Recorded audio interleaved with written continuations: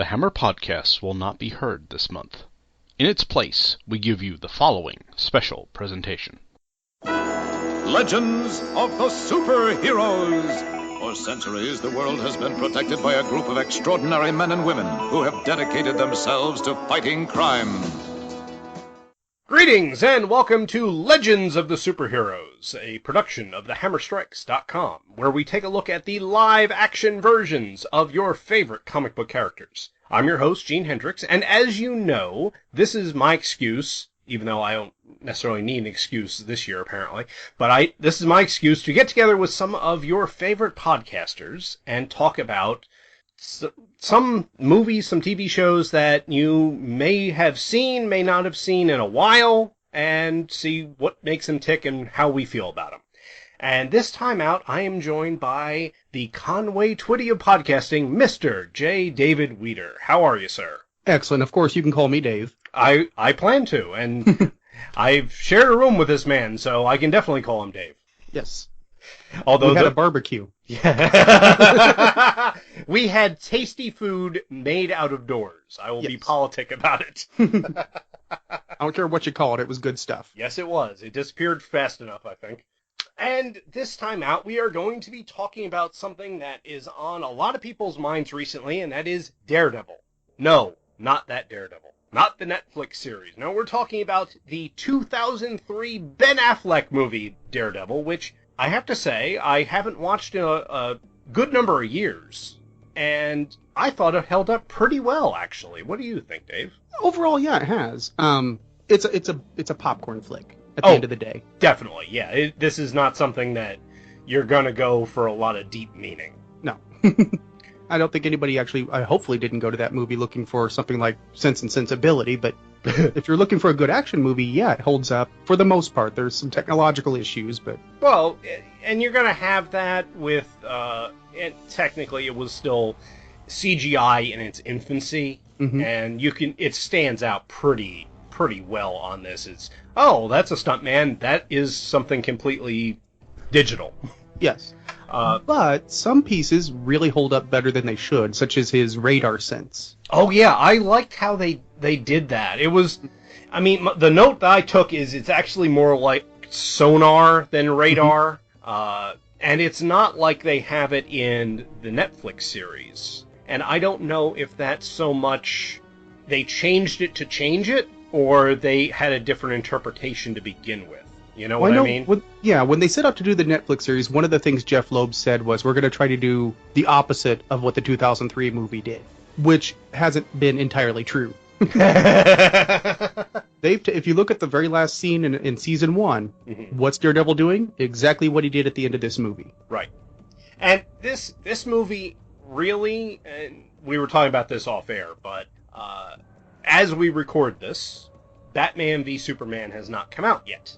And neither one of us is really super excited to get in line and see it. However, this is the movie that convinces me that Affleck can do Batman. Yeah. Because this Daredevil in this movie, until the end where he makes the conscious choice after fighting the Kingpin to be the good guy, up until that point, he's Batman in a red suit.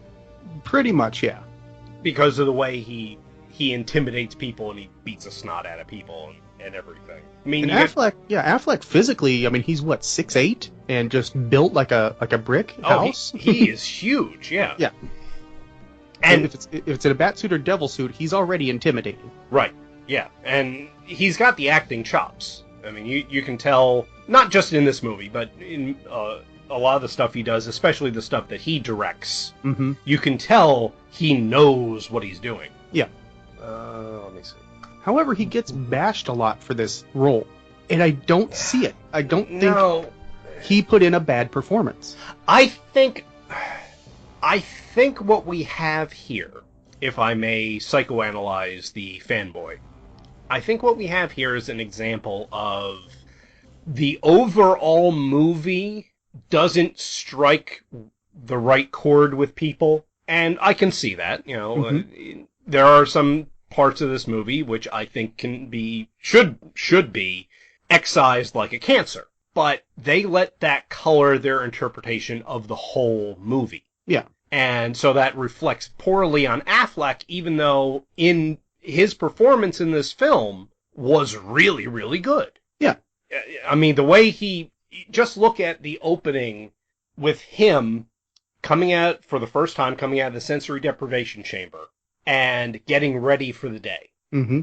All the little touches he does, and yeah, okay, it was in the script, but the way he goes through and reads the braille, what suit am I going to wear? Folds his bills differently depending on denominations. You know, all the stuff that a blind person has to do, and he does it like he's done it every day for 20 years. Yeah, and I would say that's something you see in this that you don't see in the Netflix series, is those little blindness tics, I guess, or just trappings that you would have if you were a blind person, the day-to-day. Which you would think they would have more in the Netflix series because they have the time. They can show the quiet moments like this. That this movie is less than 2 hours, and they are able to do that here. And yeah, part of it is we must instantly establish him as a character, but just show Matt paying for coffee on Netflix with a bill that's folded a certain way. Yeah, but then again, I'm not making the show, so and from what I've seen, it is an excellent show. So yes. I really shouldn't nitpick that much. Exactly. Well, there is a context for some of the things that feel shoehorned in. The reason is they are. Daredevil started out as a fairly low-budget, straightforward action movie.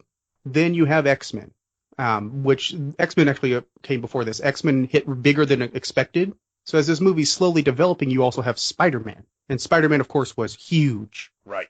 With that, the studio said, okay, I want you to make Daredevil another Spider-Man. Well, yes, in the early days, these two had a similar aesthetic, but the movie that they were going for was not in that same vein. So you have this mixture of hard-level street justice and then over-the-top comic bookiness, and it never quite finds its equilibrium. Yeah, it seemed, as I watched it, it seemed like, again, like the Green Lantern movie, where it's almost as if they tried to shove too much in. I mean, the problem that I had and Sean Engel had with the Green Lantern movie, and as we talked about on another Legends of Superheroes show, was they had Hector Hammond and Parallax and Hal getting the ring and have him train and have him abandon Oa and come back to Earth and have the romance. And it's just like they took as much stuff as they possibly could cram in, and it didn't serve the movie well. No. It's the same thing here where you have the origin story, which I thought was handled really well, even though they did change stuff. They made minute changes, but the spirit is very much there. And I love the guy that, it's Keith David plays Jack Murdock? Yes. Love his performance and his look. Yeah.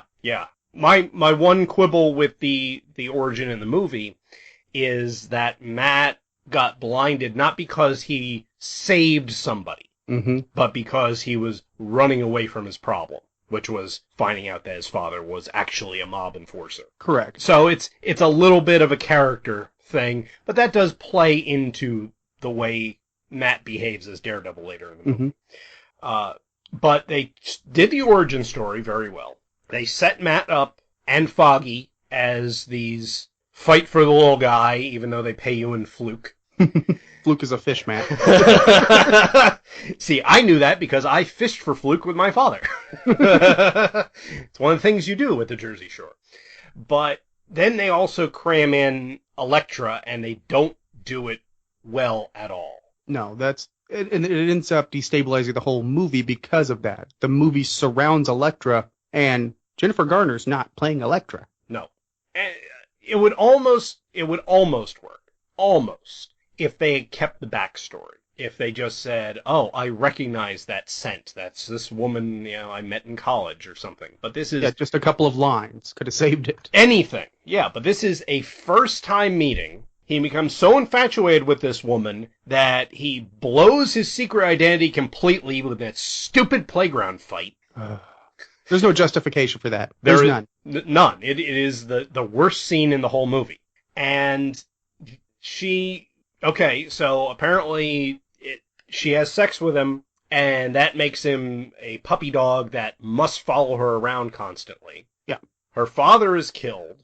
then she is dealing with the grief, and he takes that personally. Not because she thinks Daredevil killed her father, but because she basically wants to move on with her life. Yeah, she wants to, deal with losing her only remaining parent. And he takes it personally to the point where once she becomes quote unquote Elektra with the size and everything, which was such a quick turn, I don't understand where it came from. No. And stabs him through the shoulder, that he's concerned with losing her again. The actual line is, I don't want to lose you again. He didn't lose her in the first place. No. Where'd the again come from? But that would make more sense if they had this previous relationship. And it's just, I'm seeing you for the first time again in 15 years. How, let's pick up where we left off. No, all this has happened. And that would have made so much more sense instead of the way it got shoehorned in. Well, and at the same time, you have Karen Page being completely marginalized. She isn't even named. Not really, no. It does get corrected in the director's cut. She has something to do, but you have Ellen Pompeo, who she's bigger now because of Grey's Anatomy, but even then, she was in Old School the same year. She was doing high-profile work, so you have this actress that's, somewhat known on the rise, and you waste her completely. She has maybe 2 lines, +1, and that's it. She gets them coffee. Right. Karen's incredibly important, and the more I'm doing, right now as we record this, I'm doing Daredevil Yellow. Mm-hmm. And I'm realizing more and more just how important she is to the overall just mythology of Daredevil. Yeah, it would. You waste her. It doesn't make sense. But then again, even for those people that aren't steeped in Daredevil lore, they know Elektra. Mm-hmm. Except for the Netflix series, your average Marvel fan doesn't necessarily know Karen Page. They may know what eventually happened to her just as a bit of trivia, but they don't know her relationship with Daredevil. So that's true. I can see it as a marketing thing. What is one of the iconic shots of Miller's Daredevil? Bullseye stabbing Elektra. Yeah, and everything that it implies. Right. Which is funny that for the rating they got, the PG-13, one of the things they had to cut, as Bullseye is stabbing her through the chest with her own side, implicating rape, of course, very heavily, one of the things they had to cut is he can't kiss her before he stabs her. I kid you not. Wow. He can stab her or he can kiss her. You can't do both. You can't make this stuff up. No, I wish I could. Wow, that's insane. I mean, Well, I think, and maybe the mentality was that kiss takes the rape allegory just a step too far from subtext into almost text. That's the only justification I can see, but it's still it does. It's whatever. Yeah. Okay, enough about Elektra for now. But now, keeping in mind that we're coming off of an absolutely brilliant performance by Vincent D'Onofrio as Wilson Fisk. I love what they did with him. Now, keep in mind, people, I've only seen the first season so far, but I loved how he played Fisk and everything. However, Michael Clarke Duncan is the Kingpin right out of the comics. Yes. He is just brilliant in this movie. He's the correct mass, the correct size, and he's got the perfect attitude of, I control everything. Even these people that don't think I control them, I control them. And it's just terrific. I love the affectation that they have with the Rose. That it plays through all the way through the movie. That plays all the way through the movie, and it reflects, again, the comics, because what identity did Fisk's son take to oppose it? The Rose. It's perfect. Well, you actually, not only the Rose, because you just made a scene pop into my head, at the very end when Matt drops the Rose after defeating Kingpin and taking the high road, you hear this piano sting. I was listening to the score. It's on Spotify. You can also find it on YouTube. This score is extremely underrated. It's by Graham Revell. He did The Crow and Crow City of Angels, and it blends into the movie just fine. You don't notice it. It doesn't stand out. But if you listen to it independently, there's a lot of textures to it. And that's something that could be said for the movie as a whole. Yeah, and that's something that when I first saw it in the theater, I enjoyed it. it wasn't a Batman 89, oh my god, they've nailed this part of the character, or, the story was... I loved Batman 89 when I first saw it. I still love it today. Daredevil, I saw it in the theater, and I was like, okay, from my limited knowledge, they did that really well. Yeah. And I'm not a huge Daredevil guy. I had several individual issues because when I was growing up, it was, you get what you can get. Yeah, really. what's on the spinner rack? Right. And so I had some issues. One I remember was with Blackheart. Ooh, the Innocenti John Romita Jr. era. Yeah, Blackheart was on the cover. They were fighting in the snow, is what I remember. And it was a psychological issue. It wasn't, they never, in the issue, Daredevil and Blackheart never actually fought. It was Matt imagining that Blackheart was there, like, taunting him about, I can't remember much more than that. But it was a very well done issue. It was this man has a lot of Catholic guilt, yes, kind of thing. And, which is another thing they do very well in this movie. But, so I had that. I had more issues of other titles that had Daredevil in them, like the Secret Wars 2 crossover with Fantastic Four, where Sue Storm has become Malice. That's the issue where they reveal who Malice actually is, and Daredevil's there with Reed Richards, and he comes in and he asks Richards, why are you fighting a blob? Because his radar sense detects the force field. Yeah. And not, the person inside it. So I know Daredevil more from his interactions with other heroes than his own series. So, but when I saw the movie, from what I knew, that was, that makes sense. That's Daredevil as I can relate to him. Yeah, and for 95% of the movie, there's nothing there that wasn't somewhat in the comic. Right. It was true to the character to a greater extent than it was. It deviated in small portions, but not by much. The biggest deviation is that Kingpin, of course, is responsible for Jack's death. Yeah, and that's again, it's a Batman 89 thing. Yeah. It's we must make the Joker responsible for the Wayne's murder. Which, in both instances, I think it worked. Yeah, it's a way to tie the major villain in with the hero without this elaborate building up to it. It's that's the person that did it, therefore I must take that person down. Yes. Which the final conflict has been compared to a boss battle in a video game, and that part I can't really deny. Yeah, I can see that. Yeah.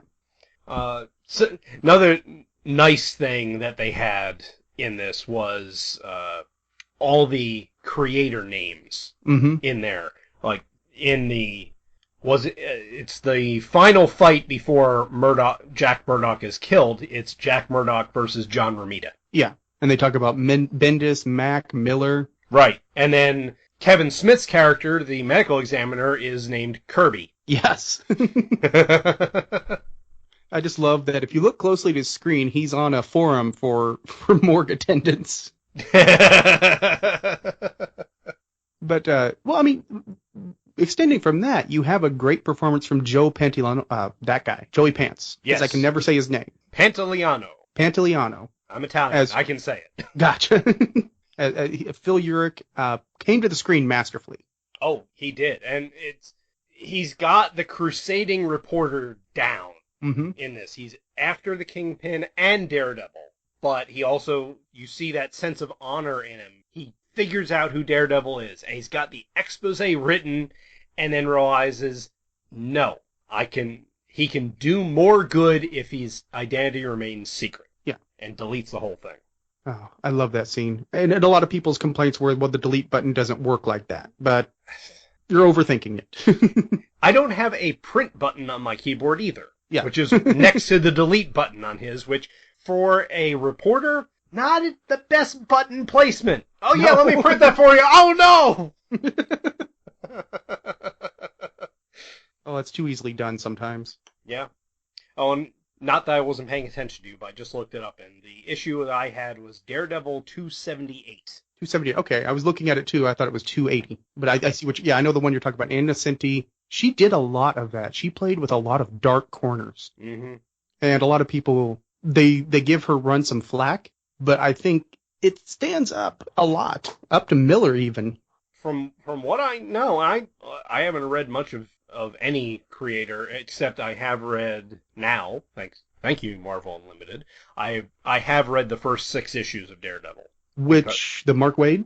No, the first original. one. Okay. The yellow costume. Gotcha. Because my current reading project, when I'm not distracted by other things, is I've went to the complete Marvel reading order, Mm-hmm. printed out the first list that I could get of everything in order, starting before Fantastic Four #1, and I'm reading them in order. And a lot of that, I'm surprised at how much Golden Age is actually available on Unlimited now. Yeah, If well, it's not available there are other places. yeah, well, when I say before Fantastic Four, I mean things like, was it a Journey into Mystery? I can't. Mm-hmm. Wherever the Mimic first appears. Oh wow! because it's before X-Men, but Stan Lee created this character who was a mutant in this throwaway sci-fi story. Well, after he created the X-Men, he said, well, that character's a mutant, let me bring him back, and that's where the Mimic came from. So kind of in a similar Ant-Man scenario. Yeah, exactly. Except this guy ended up being a villain. Yeah. With the worst fashion sense ever. You're being too nice. But, so I've read the very, very beginnings of Daredevil, plus what I had read as a kid. Mm. So I don't have a lot of comparison beyond your show, because I that's part of the reason I like listening to your shows, because you describe these issues and storylines. I'm like, oh, okay, I can get behind that. When I get there, that's gonna be a fun read. Yeah. Oh, you're in for some bumpy roads, but there's some gold in there too. I've read Strange Tales. I know what a bumpy road is with Marvel. Ooh. Now, Strange Tales as far as the Doctor Strange era? Human Torch. Okay, never mind. It is now I'm reading the Doctor Strange stuff, which is very interesting, because I enjoyed Doctor Strange comics. Yeah. So it's nice to see where that stuff comes from, and just see, Steve Ditko go off into Weirdsville and have fun. I've been reading through that too, so there is some amazing stuff in there, by the way. Oh yeah, but the whole thing with, yeah, Johnny, the whole town here was just pretending that you had a secret identity. Yeah, I know what the okay about yourself, kid. I know what the rough road is. Oh, I'd never read any of that until I heard it on the Fantastic Cast. I'm like, it can't be that bad. Oh, yes, it can. Yes, it can. Yes, it can. Hey, Spot Pete is your marquee villain. Something's wrong. Or the Wizard. Not the wingless wizard, the Wizard. Another guy who should have been completely content to patent his inventions and let the money roll in. Yep. But you know what's good? Daredevil. Stole that one from Jack and Eddie. But we were talking about Joey Pants and Phil Urich, and I think Favreau was also just the supporting cast was just as strong as the main cast. Oh, it was. And really, Favreau did a great job with being the, I really want to succeed here, Matt. Can we stop crusading once? Kind of want to pay my rent, Matt. Yeah. I can't pay it with basketballs, Matt. Swish. But he did a great job. And yeah. It's not to take anything away from, the other interpretation of Foggy. But, for the amount of time he was on the screen, it worked very well. And he was a way to get into Matt's head, too. Mm-hmm. The arguments with the alligators in the sewers and everything. Well, there's also subtleties in the interactions with Foggy. Mm-hmm. The whole conversation between the two of them and the message from his girlfriend at the beginning of the movie is Matt's not letting anybody in. Right. He's guarded. He's a fortress. If you look at the last time Foggy and Matt talk, Matt's not in a suit. This is on a Saturday. This isn't let's get ready for work and talk about our day. This is let's socialize. Right. Let's go hang out. Yeah. And that's a big step, and it's very, very subtle, and I didn't catch it until I listened to the actual commentary years later. And then I'm just like, really? I need to go back and re-examine this. Yeah, and you know what? Part of what I like about doing this sub-show, Legends of Superheroes, is I get to do that. I get to go back and re-examine these things. Things that I knew I liked. Didn't know quite why, or the show that everyone else will have heard last month, because believe it or not, people, I'm actually working ahead for once. But the show that has not been released as of now, but that everyone will have heard last month, was I recorded with Darren and Ruth Sutherland about Buck Rogers. Ooh. The Gil Gerard show. Yeah. And it's one of those things, I've got the DVDs. Do I pull them out and watch them? No. Until I had the excuse to do it on this show. It's like Daredevil. I haven't seen that since I probably bought the DVDs when it was out. And do you realize this movie is 13 years old? Yeah, I thought about that. It's, just a little over, too. Like a 13 years and 1 month. Yeah, it's, oh, man. And see, I can still remember where I was. I had so much anticipation for this movie because, it's my guy. Right. It's Daredevil. And what have I had in my lifetime? We had Trial of the Incredible Hulk, which you could take or leave. Mm-hmm. It has its charms. Yeah. You had the Spider-Man the Animated Series episodes that are on the Spider-Man vs. Daredevil DVD. Which I have. Yeah, I have it too, and Daredevil sounds very geriatric there. And then you had a couple of episodes of Fantastic Four. Mm-hmm. Or it was actually just one based on 2 issues. And suddenly he's in a full screen, full release, somewhat big budget movie. With big names. Yeah, with big names. Although I have to admit, I remember being disappointed when it was Ben Affleck that was cast. Because one of the big rumors that had been persistent was Matt Damon. I'm like, yes, get Matty in there. And I think, would he have been a better Daredevil? Maybe. He would have been a different Daredevil. Yeah, I could see where he would be good in the role. I don't know if I would like him better or worse, though. Yeah. But, Affleck did an amazing job. Yeah. So, I have no complaints as far as that goes. No, he looked, as much as he dislikes talking about him being in that costume, it looked fine. Oh, it looked far better in the third act when he buttoned it up. It looked more proper, but it looked good on the screen. It was practical. Mm-hmm. And that's really, when you think about Daredevil, you would think that his outfit would have to be practical. Mm-hmm. Just because he doesn't have a healing factor. He doesn't have super strength. He needs all the protection he can get, so that leather outfit made sense, and that was the whole reason in the Netflix show why he ended up with it, is because he was sick of getting stabbed and shot and everything all the time. Which he did. Mm-hmm. But yeah, there was a lot of care that went into this movie. I think the right attitude was there. Mark Steven Johnson hasn't made a lot of great movies. I'll just say that. Ghost Rider was Ghost Rider. I like Ghost Rider. I don't dislike it, but I can't say it's a good movie. I think this is a light years ahead of that. Right. I would agree with you there. But Mark Steven Johnson came into this as a director who did, I can't remember the name of the movie, Billy Elliot. Oh, yes. It was a family, drama. Mm-hmm. He had never done an action movie before, and he came in, as mentioned, expecting to do this low-budget, street-level movie that was supposed to be released in the wastelands of winter and with no big expectation, and the studio changed that around on him. And I think he actually stepped up to the plate for the most part. Yeah. Essentially what happened to him is what happened to Gene Roddenberry with Star Trek The Motion Picture. Mm-hmm. Because that was supposed to be Star Trek Phase 2, the TV series. Yes. Until this little thing that, I don't know if you people have heard of, it's called Star Wars happened. And then Paramount's like, no. We need something to compete with that.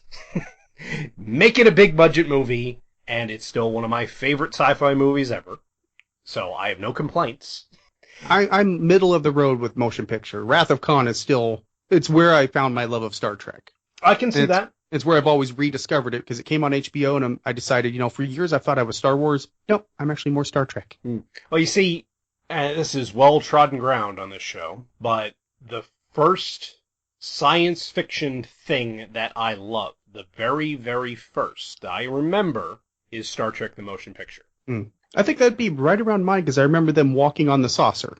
Yeah, see, the main memory I have is when the travel pod turns around and Kirk gets his first full view of the refit Enterprise. Yeah. Okay. And it still brings a lump to my throat whenever I watch that, because that's my first view of the Enterprise ever. And it's probably the best design of any Enterprise, to be honest with you. It's definitely my personal favorite. Oh yes, I love the movie Enterprise. It is gorgeous. So, but then again, that ended up with me cheating because I saw Star Trek the Motion Picture. Then it's like, oh, I like Star Trek. Ooh, Channel 11 shows Star Trek. Oh. Yes. No, I enjoyed the TV show because it was sci-fi. It made you think and everything. But it's like Spock got hit in the back with his flying pierogi, and now he's blind. But he's not blind in the movie, so I knew he had to get his sight back by the end of the episode. Well, plus, I mean, the special effects difference had to be a mind blower. So Kirk throws a rock at the Gorn, bounces off the Gorn. The rock has a dent in it. Well, yeah, but you also have to remember that I was raised on movies like the original King Kong. Ooh. And the original Showa era Godzilla movies and things like that. And So your expectations were already... I knew different era, different special effects. Even as a kid, I knew that. Plus, it was better than H.R. Puffin stuff, so I was happy with it. And any younger listeners are now looking at their iPod and saying, what the hell are you talking about? H.R. Puffin what? Which I watched. Yes, this show is full of tangents, but it had to be 3 years, because my daughter wasn't yet in kindergarten, and it was on like Netflix or something, HR Puffin stuff. So, what the hell? Let's watch the first episode. I'm watching this. I'm like, how many drugs were these people taking? All of them. Exactly. You look at it and it's like, boy, this is trippy. My parents let me watch this, huh? I found out more and more our childhood lied. However, it just occurred to me. Yes. We were talking about older cartoons, things of that nature, children's shows. To tell you how bad this movie could have been, there was a Daredevil cartoon in development in the 80s with ABC. Really? The concept was, it got to the point where there were storyboards or designs made, and it shows Daredevil, his cast, and his dog Lightning. What? Yeah, exactly. Was she going to be the playmate of Miss Lion? Your right mentality, exact right mentality. Okay. So Daredevil and his amazing friends. Yeah, Lightning the Wonder Dog. Mark Waid actually made light of that in Daredevil 1.50, so it's not completely forgotten. But we could have ended up with that if the studio said, yes, give us Spider-Man and Daredevil. Could have gone a different direction, folks. It could have gone very, very badly. And wow. The movie gets so much hate. It's put up there with Batman and Robin. And you can feel what you want about Batman and Robin. I think it has it's aged better than I thought it would. It's got an amusement quality to it. Batman and Robin, and I haven't watched it recently, but Batman and Robin is Adam West without Adam West. Yeah. And if you go into it looking at it like that, it's okay. Mm-hmm. I don't think Daredevil represents that at all. No. It doesn't represent an Adam West style. Were some of the decisions made the ones that should have been made? No. And I think Andrew Leyland probably said it best when he said they basically made a rock video. And there was a certain lean towards, visual aesthetic versus substance in some cases. Yeah, I can see that. But it was not devoid of substance. No, it had a lot there, especially when you just Matt's character arc through it. Mm-hmm. Because he goes from basically being as low as he can get, because his father died when he was 12, left him all alone after lying to him that he wasn't working for this mob boss. Mm-hmm. Manages to put himself through law school, etc. He's defending these hopeless cases. And then when he loses them, he goes out and beats the snot out of people, dressed as a devil. Doesn't have any friends. Foggy doesn't count. Foggy is his business partner, trying to be his friend. Yes. Doesn't have any social life. And gets to the point where he's beaten the tar out of somebody in front of a kid, and the kid thinks he's the bad guy. And that sets him on a better path, where you get to the end of the movie and he doesn't kill Fisk, even though he has every intention and every, in his mind, right to do it. He does not kill Fisk, leaves him for the authorities. And why not? Because he says it right there. I'm not the bad guy. Yeah. Well, here's the thing, and we've not talked about it yet, but Bullseye represents how Matt could have gone down a different path. Bullseye is chaos. He is, and a lot of people gripe about Colin Farrell's performance. I think it's fun. I have no problem with it. He plays such an excellent psychopath. Yeah. And I've always thought that Bullseye should be like the Joker. Don't give him a backstory. Or if it's a backstory, make it multiple choice. He's just here to kill people and be crazy as that's Bullseye's job. Yeah, and he was. Yeah. He was so far around the bend. But that, Matt saw, no pun intended, what he could have been. He could be that ruthless. He could be that. And I've never heard anybody make that point that, there's a cracked reflection right in front of Matt. And he's like, I've got to choose a different path. Yeah, because he sees how far it could go. Yeah. And he still goes to confession. Mm-hmm. Not in the correct spirit of it, but he still goes to confession. Because, like the priest says, he says, you're not here for forgiveness, you're here for permission. Yeah. And having been raised Catholic, no longer Catholic, but having been raised Catholic, I know you're supposed to go in actually feeling sorry for what you did. He doesn't. He's doing it out of, I need somebody to tell me it's okay. Yeah. And that's the only reason he goes to confession and talks to the priest, and the priest keeps trying to bring him back to the proper path, and eventually does, which is why at the end he says, go get him, my son. Yeah. And Father Everett, I almost forgot about Everett. Another character, or another creator name, Bill Everett. Yeah. That was one, it's an original character, and I've never been completely settled with the priest knowing the secret. And of course, it does lead to great jokes, like I'm not crazy about the outfit. But I see why they did it, especially when you compare it to the director's cut. You can tell, okay, this expedites the movie tenfold.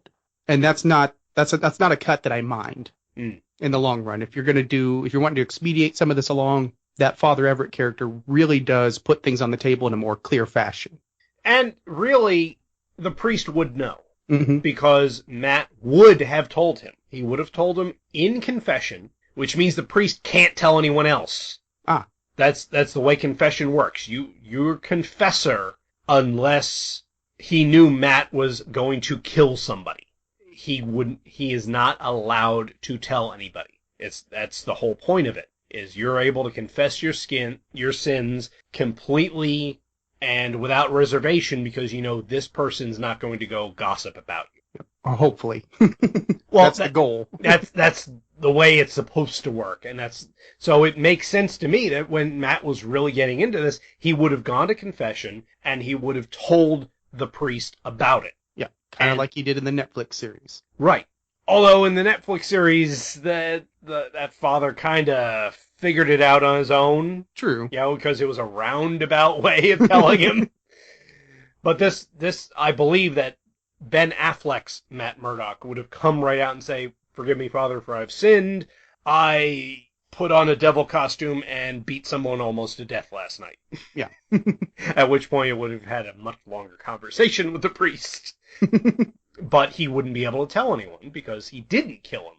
So the priest's hands are tied, according to ecclesiastic law. So essentially that's Matt's safe place. Yeah, that is his Jonathan and Martha Kent. Gotcha. That's where he can go to actually be himself. Not Matt Murdock, blind lawyer who refuses to believe Daredevil exists, and not man in costume letting some scumbag get run over by the C train. Which I will defend that scene a little bit. The scumbag that got run over kind of did it to himself. A lot of people are like, Daredevil kills. Well, Daredevil was there. I don't know exactly what he intended to do, exactly how he was going to meter out justice. I think we can assume maybe this was his intent. But Quesada, the character Quesada, actually came at Daredevil. Daredevil defended himself in a time of weakness. Quesada ends up on the tracks at a point where Daredevil's not going to be able to get him back off of there. Right. The only person that Daredevil killed in the movie and you can make a case that he didn't, is Bullseye. Ah, nope. Bullseye, there's a post-credit scene. Mm. So Bullseye actually does live. He's just in a full-body cast. Right, which was also something right out of the comics. Yes, right out of the late Miller run, right after 181, after Elektra. Right. So Daredevil doesn't actually murder anybody. He may not go out of his way to save people, but he doesn't out-and-out kill anyone. Yeah. So he hasn't crossed that line yet. And that's, by the end of the movie, you know he's not ever going to cross that line. Yeah, he's going for a higher ideal. Right. Finally. Well, and that's the thing, is Daredevil's an imperfect character. That's why I can do, I don't know how many episodes I have left, for my show Dave's Daredevil podcast. I don't see the end in sight yet because there's so much to talk about because of those imperfections. Mm-hmm. You put him up against Superman, eventually with Superman, you're going to run out of imperfections. He's kind of the ideal. Matt is just, Matt has moments where he's a complete jerk. Yeah. And completely blows it. And as you had as of when we're recording this, the episode you just released last Sunday, in Daredevil Yellow, there's examples of him showing Karen, yes, this is exactly who I promised my father I'll be. This is how, I'm using my brain, not my brawn. Oh, you're not here anymore? Let me beat the snot out of these guys. Really good scene. Yeah. And I think Daredevil Yellow has been showing me a lot about the character, which going into the movie once again, there's a lot of that in there, those imperfections that he's just a guy. I've not done perfectly in relationships or made perfect life choices. I don't know anybody that has. I'd be terrified of that person, to be honest with you. Really, yeah. Yeah. And that's Matt. He makes the mistakes we would on the level of a superhero. Mm-hmm. He saves Bullseye when maybe he probably should have left him on the tracks. And then he has to live with that. And that's what we see here is Matt making these mistakes, trying to rectify them. You see a man starting to learn to live with these and move forward. Which if it doesn't sound too cheesy, it's a story of healing in all reality. Yeah, yeah, and it almost makes me sorry that there wasn't a sequel to this movie because I would have liked to see a more heroic Daredevil in the movie. Nope, we went a different direction. They went with Elektra. Well, that's the title. It's a movie I've never seen because I never had any desire to see it. Yeah, I've never that and Catwoman I have never seen because I don't see the point in having a migraine. Yeah. I may possibly check out the new Fan Four Stick movie when it comes on FX or something. I won't check out either of those. No. Well, I think the Fantastic, that looks bad enough to just be entertaining. I could MST that movie. Yeah. It's hard to do when a movie does it for you. And I think I caught something it was on FX, like you said, Elektra, and I think I watched maybe 10 minutes. I'm like, nope, done. That's supposed to be Typhoid Mary. I don't understand what you're doing here. That's about 9.5 minutes longer than I thought you would last. Yeah. Well, I thought, Terrence Stamp is in it. He'd make a good Stick. Turns out Scott Glenn was born to play the role, but... Well, yeah. Turns Zod into Stick. Worked for me. No, not worth it. Yeah, well, see Chancellor Valorum for how Terrence Stamp doesn't exactly have the best roles. I will not go any further than that. No need to. He cashed the check. I don't blame him. No. You want to offer me how much to show up and get overruled? Fair enough. I'll talk to the rubber puppet. I'll do whatever you say. As long as there's a paycheck in it. Well, actually, Rubber Puppet brings up the special effects. We kind of hit on that a little bit. Right. This movie, I'm trying to think of the time frame. Blade 2 would have come out maybe 4 months. No, it would have been about a year. I'm sorry. Because Blade 2 was at the end of 2001, beginning of 2002, right in there. Mm-hmm. Blade 2 was the beginning of a very experimental time, to call it something nice, in CGI. Blade 2 had these memorable scenes of CGI that were terrible.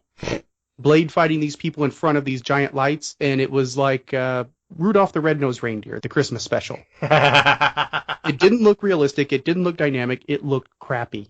Daredevil was that a notch up. There were moments where the CGI looked great. Mm-hmm. And then there were things like the chapel fight on top of the giant organ, Oy. which apparently bats live in there. I don't know if that's a real thing in giant cathedrals that bats hang out in the organ pipes that somehow don't have holes at the top, but I'd be terrified if it was. Yeah, although technically I think they were living behind the pipe. Ah. But even so, I mean, that's not a belfry. No. Bats aren't supposed to be there.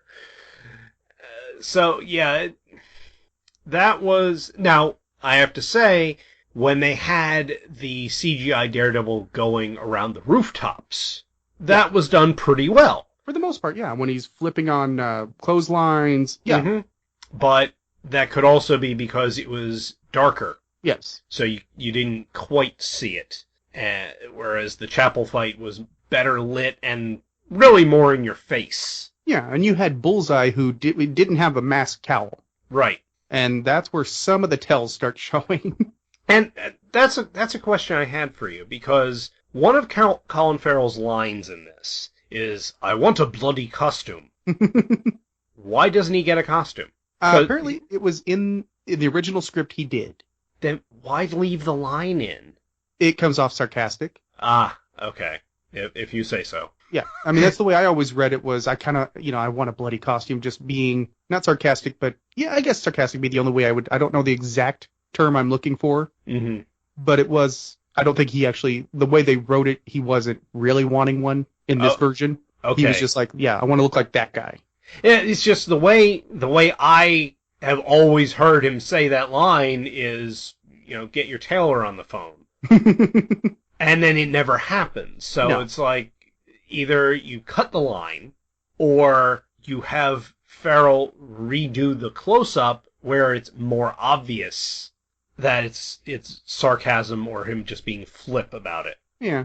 It's just something that didn't work for me. It might have just been they always intended to go back and give him the costume, and they actually ran out of money, or they tried it too. Or they tried it and it actually just didn't work. I've never heard why he didn't get a costume. I don't know I wonder how Bullseye's costume would play out with what they were doing, the costume designs in that movie. If you made it like black leather, like you make it a black or a dark blue version of Daredevil's costume with the white emblem on the cowl. Yeah, okay. I think it would work well. I can see that. And you already have a template for it. You just take this, change the color, add that, and you're done. Yeah, the costume idea, that's kind of where the movie was moving through a confusing idea. Is this a street level hero? Are we superhero? Are we a gritty drama? And I think that the costume got nixed because, well, if we put him in the costume, now it's a straight up superhero. We lose this element. The movie's basically walking this tightrope the whole time. I would not want to be involved in that production. No, there was so much pressure on him to take something that wasn't Spider-Man and make it Spider-Man. Yeah. And the thing is, it was successful. It was a financially successful movie. Mm-hmm. People seem to remember it as being a bomb. No, it actually at one time set the President's Day weekend record. Well, most people that I know, or at least I hear speak about things like this, is they will retroactively make a movie a bomb to justify their position on it. So, like, Man of Steel, for example. A lot of people do not like that movie.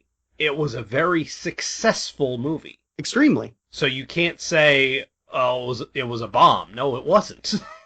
I don't care how much you dislike it. People paid money to go see it. I paid money to go see it because it's a Superman movie, and I'm a Superman guy. I woke up at 5 a.m. to get the advance tickets.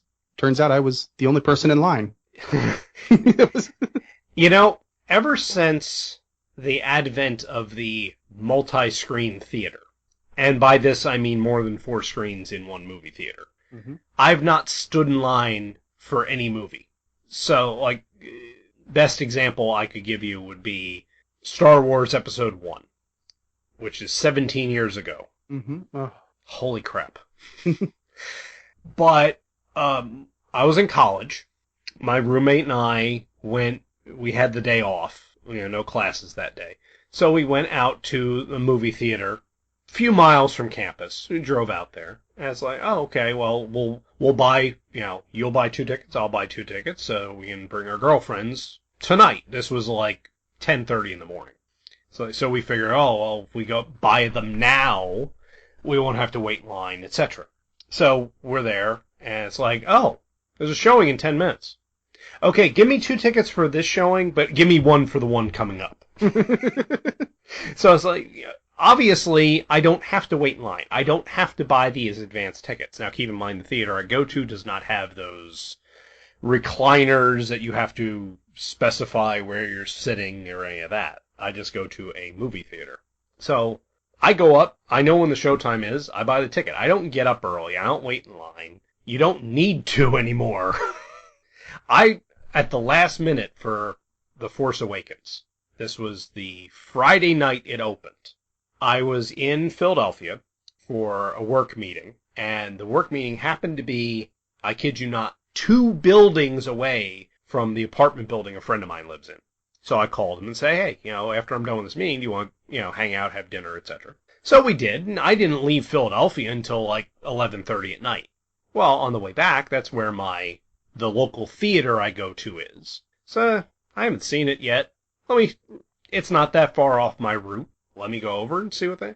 Oh yeah, there's plenty of tickets for this showing that starts in 15 minutes. All right, give me 1. That's completely opposite of what I have. Of course, I'm in the Midwest. I mean, the house I live in is literally the very edge of town before things start getting rural. There are farms across the highway from us. And there's 3 major theaters in town. Okay. 2 of them are, I think I measured, it was like 8 miles apart. All basically a big triangle. Mm-hmm. And this is a college town. So it's what I call the human flocking mechanism. It's like when I went to see Jurassic World. I showed up, it's the week after release. Mm-hmm. And I'm meeting my father-in-law, my wife, my brother-in-law, and my nephew. I show up 2 hours early because I just happen to be in the neighborhood, and I'll pick up the tickets and check out the line because I bought them in advance online. I start looking like, hey, where's the line? This is an hour and a half early. They're like, oh yeah, it's all the way down there. I'm like, are you kidding me? Because the mentality here in this town, because of its size and the fact that it's basically overcrowded, everybody rushes at once. Aha. Same thing with Force Awakens. Walked in 2 hours before an 8 o'clock showing or something like that.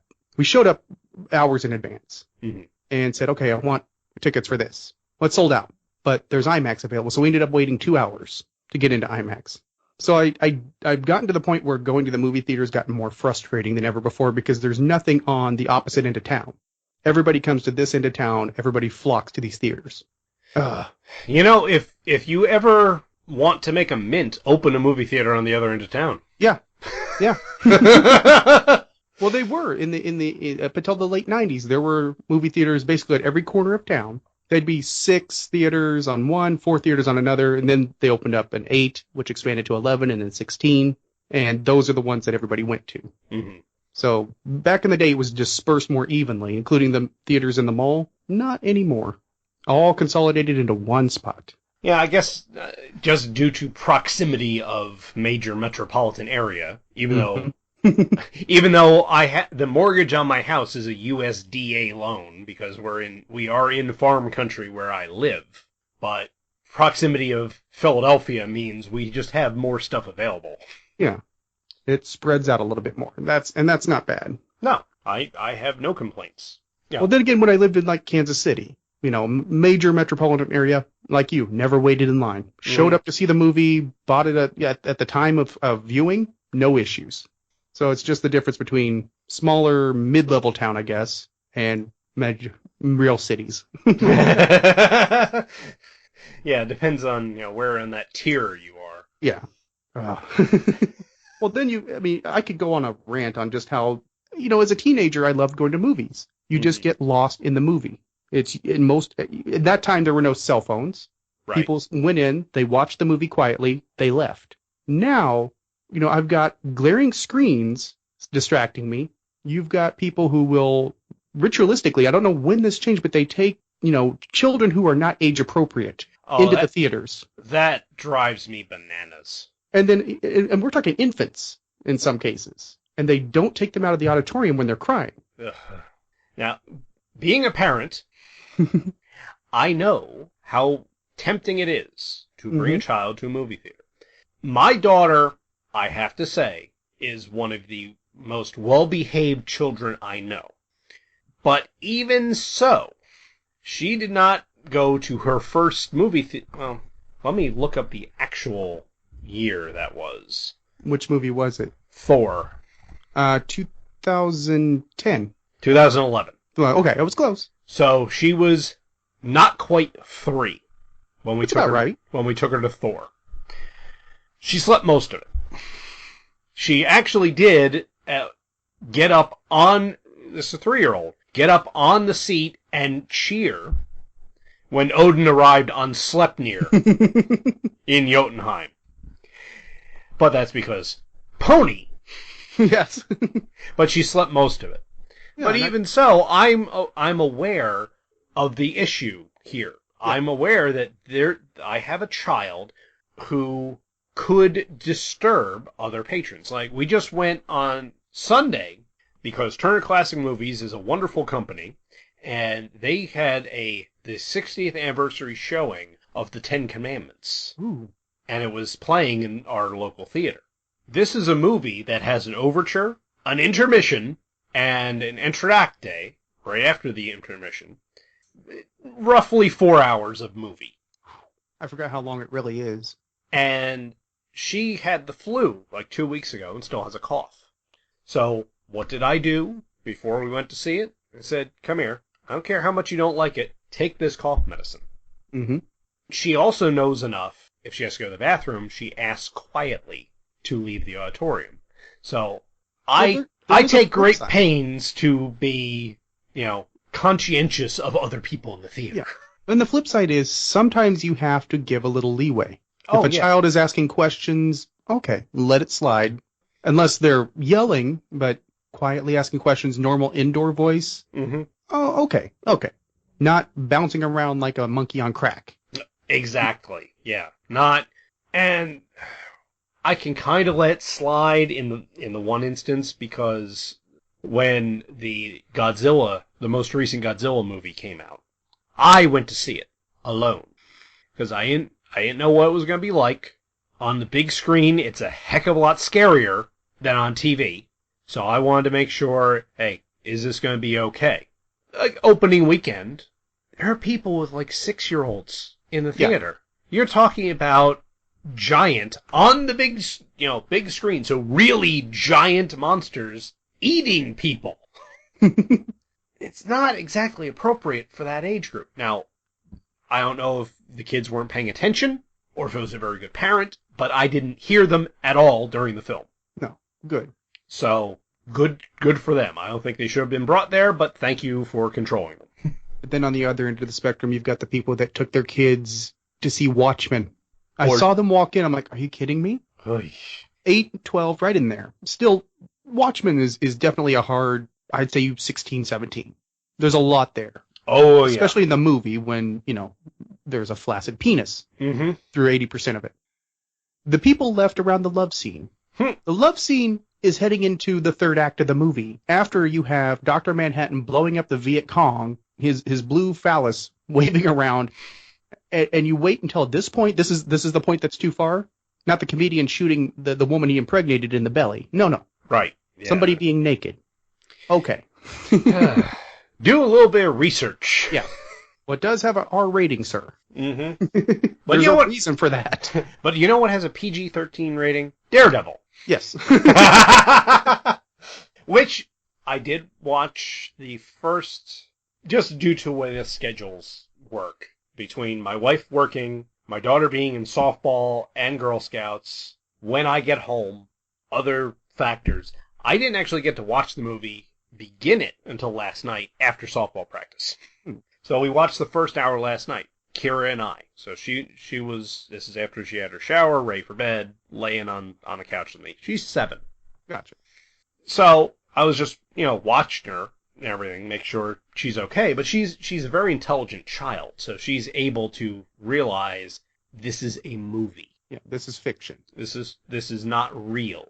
And she asks intelligent questions like, really? That's the blind guy doing that? So, yeah, it is. But she like when Jack was killed, she said, I can't remember her exact phrasing, but it was something like, so he's dead, where's his mother? Oh. I said, well, she's dead, so he's all alone then. Yeah. And she came over and kissed me and said, I'm glad I have my mommy and daddy. Oh, that's killing me. But it's not like she was upset.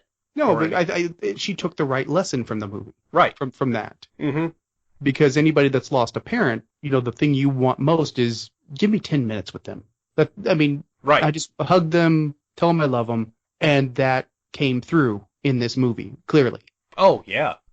Yeah. The entire Jack Murdoch saga, which is roughly the first 30, 35 minutes of the movie, maybe a little less, is spot on perfect. They got the undercurrent of emotion you need to seal in. And it is moving. It is. Especially when Jack makes what he thinks is the turnaround for not working for the mob anymore. Mm-hmm. As you have pointed out on a few occasions in your show, he is still being selfish by not throwing the fight. Yeah. It's still the I want to be the hero thing, knowing what's going to happen. Yeah, to some greater or lesser extent. Right. He knows that he will be putting his son in a worse position than if he just went along with it. But there's a tragedy to it too, that maybe, and I don't think this came through on the episode you're referring to. Maybe that's what he felt he could leave his son. That's the only thing he had to offer him. Well, yeah, because in the movie, Matt is in the audience right behind. I'm blanking on the name. Fallon in the movie, which right. I'm not sure why they changed it, but I was about to say Fixer, but I knew that wasn't who it was in the movie. Yeah, so Matt is right behind Fallon, so Jack is looking at both of them, and Matt is cheering his dad as hard as he can. So it's, okay, I gotta, after all this, after Matt working so hard on his studies, I have to prove that I can do this. So yeah, it is something to leave the impression on his son, but it's still, I'm not taking the dive. Yeah. It's still somewhat selfish. Yeah, and it's kind of, again, it's the imperfections. Yeah. There's not a perfect character in the Daredevil saga except maybe Foggy. Foggy's about as close as you get. And it's a very emotional, the first part of the movie is very emotional, and then that emotion kind of simmers below everything. And that's where the studio comes in and it's like, oh, we need more action sequences. So you get a playground fight with wire work because that Crouching Tiger, Hidden Dragon thing worked so well. Well, that worked well just because it was that genre. That's how it was supposed to be. But we should get that guy to direct the Hulk. Yeah.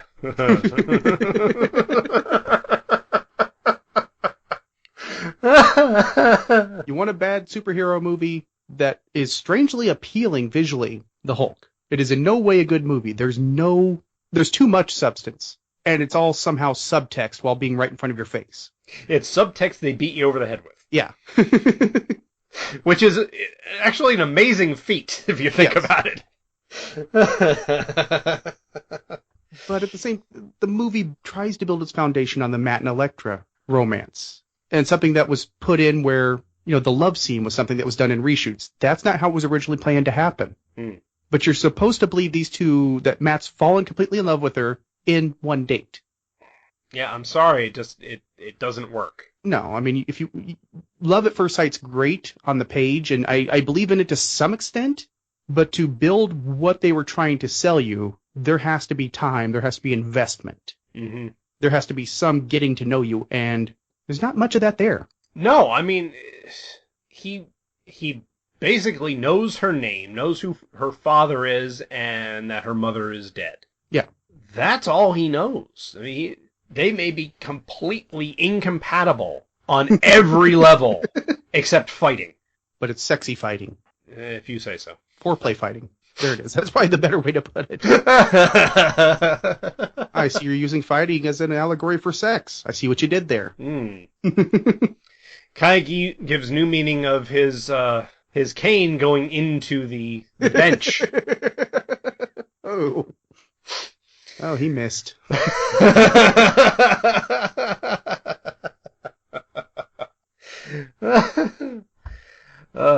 Well, as far as Your first impression in 2003 and your impression today, has anything changed for you?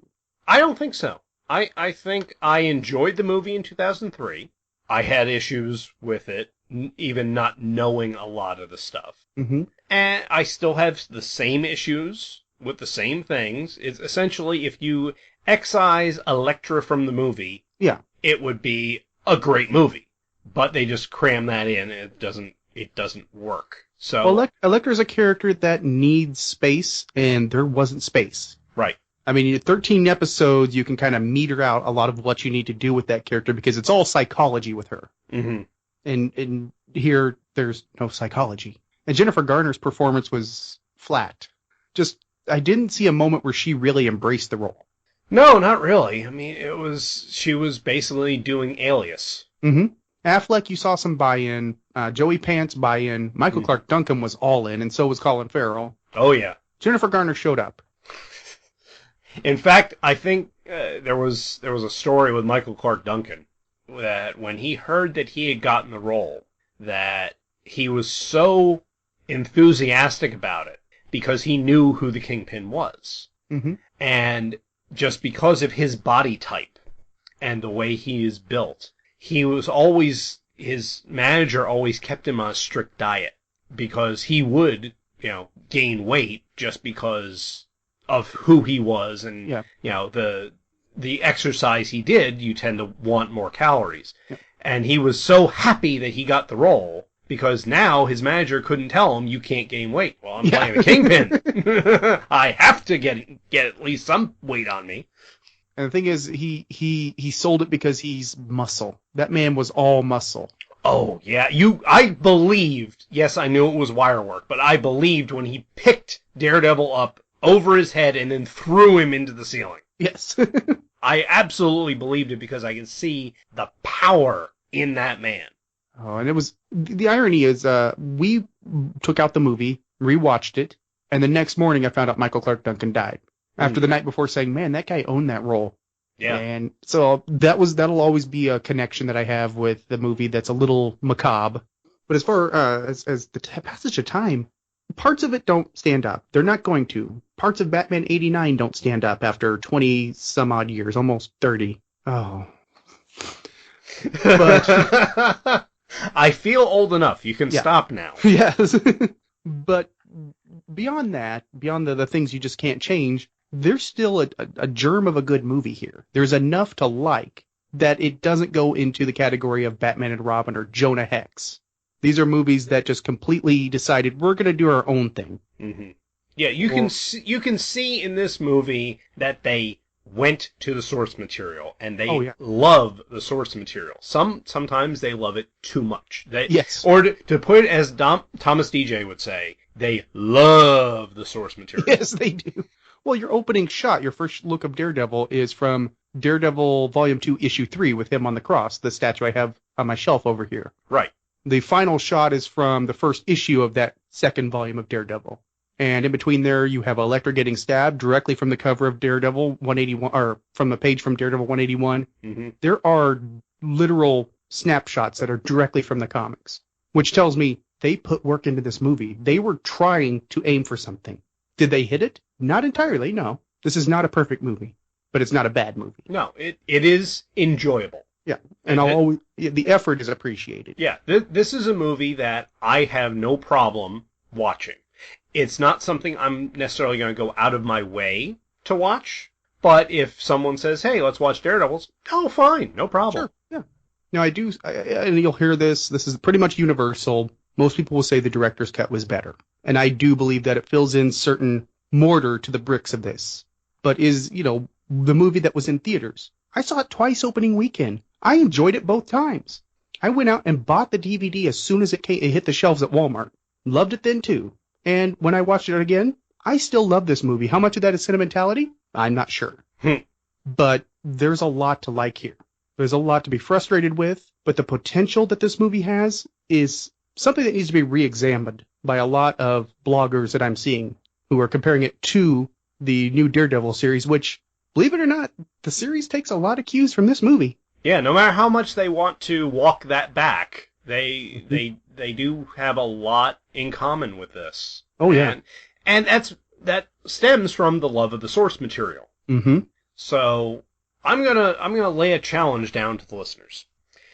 Much as Scott Gardner and I did when we talked about Star Trek the Motion Picture, I want anyone that's listening to this to go back and rewatch this movie, and then tag both Dave and myself on Facebook or Twitter or whatever, and let us know what you think. Let us know whether you think you like it or think you don't like it. Please rewatch it with an open mind and let us know what you think of it and how you think it held up in the last 13 years. Yeah. And I had, when I was talking about this, I had a little bit of feedback that a lot more people than you think are re-examining it. So I'd like to see that in an order. Yeah, please do tag us both. I would love to see, reactions 13 years later. So, and, you can compare it to the Netflix Daredevil as much as you want. That's fine. But we're talking about this movie in particular. Yeah. And hey, while you're there, why not see what the Daredevil Netflix series did take? Right. There's quite a few things, and I'm not going to spoil anything, but in season 2, there's something that immediately made me jump back to this movie. Good to know. Yep. Oh, you'll know it when you see it. You mean when I eventually see it? Yeah. I'll see it when the Defenders movie is out. All right. Well, I think we've beaten this subject quite near to death, just like Daredevil did with the one guy in the hallway. So why don't you let the lovely listeners know where they can find you out on the interwebs? Well, I'm right down the dial from this show at twotruefreaks.com. You'll see Dave's Daredevil podcast listed there. Basically just look at Daredevil comics, sometimes randomly, sometimes look at series like Daredevil Yellow or Guardian Devil, which is coming up after that. But it's all Daredevil all the time. And it is a very good show, and watch out for the Google Foo with the locations in New York.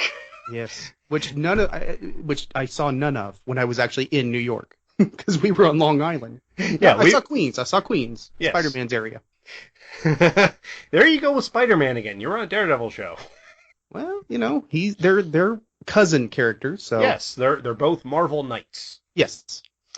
All right. Well, thank you very much for being on, Dave. I appreciate it. I love talking with you. I mean, we had some excellent conversations last year at aforementioned Long Island. Yes. Which you guys may or may not hear, depending on how busy Chris and Scott are to get that audio out. But I always have fun talking to you.